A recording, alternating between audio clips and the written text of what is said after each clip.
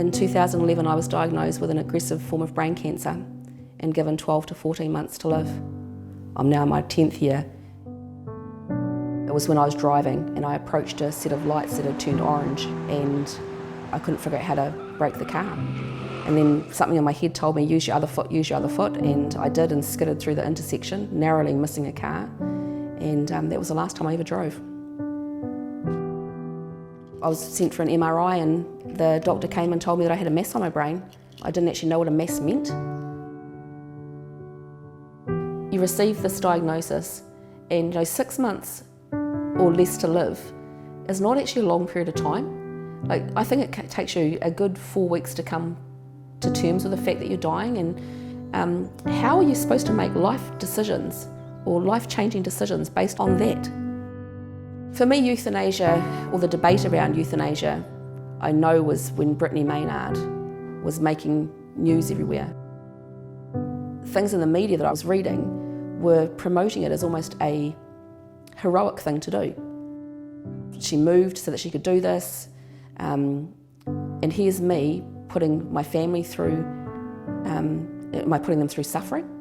Am I being a burden? Am I making our finances? I'm not working now and I had a really good job and I lost my income overnight.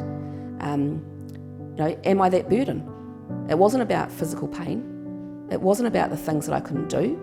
It wasn't about any of those things, and that to me is a huge risk. It's a huge risk factor that someone as strong as myself could think something like that and attempt to carry it through. Made me very vulnerable.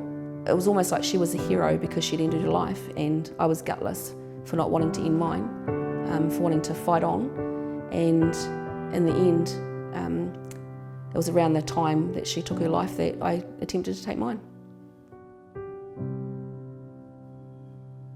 Since 2011, I've had 5 more grandchildren. I've had some amazing experiences, but one of the biggest things is that I've learnt how much people can care for you if you allow them to, and that love isn't conditional. And had this act been available then, I very much doubt I'd be alive because I would have committed to the process. And that fills me with so much sadness because I've enjoyed so many special times.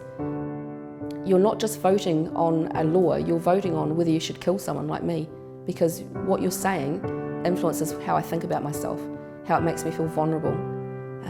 I don't know if I'll be here tomorrow. I don't know if I'll get to vote in the election, but I certainly know that I'm going to fight this bill with my dying breath because I believe it is too risky.